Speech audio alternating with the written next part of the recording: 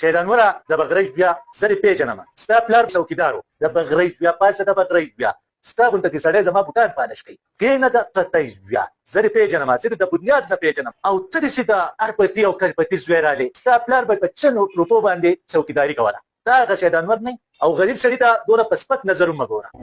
خو زه اوس دومره وخت نشته چې زه په تا راپورټ وکړم خو کم کسان چې په کلي کې یو دې پېژني که دله چا خپې لاس مات کړو ویډیو ترې وکړه ما ته یې په انسټاګرام راولېږه 15 لکه به درکړم که د ده نه دا ژبه تا کټ کړه په کومه ژبه چې ده زما الله تعالی 10 لکه روپۍ درکړم ملګرو ټولو نه ډومبی خو در سره زموږ دا نوی چینل لازماً سبسکرایب کړئ چې څومره هم ملګري دا ویډیوګانې ګورئ چینل در سره خامخا سبسکرایب کوئ د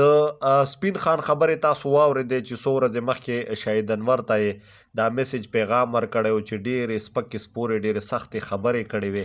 بیا هغې نه وروسته د شهید انور خبرې تاسو هم واورېدې چې شهید انور دا خبره وکړه چې د دې خپې لاسونه چا مات کړو نو هغه له به زه 15 لکه روپۍ انعام ورکوم اوس خبره دومره حده پورې لاړه چې په سوشل میډیا باندې به کل عام راځي یو بل ته به دمکیانې ورکوي او په د یو بل په سر به پیسې ورکوي چې دا چا مړ کړو یا دا چا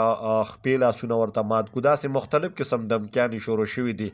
او ډیر د افسوس مقام دی چې که موږ تاسو ګورو دواړه سیټ ته پښتانه دي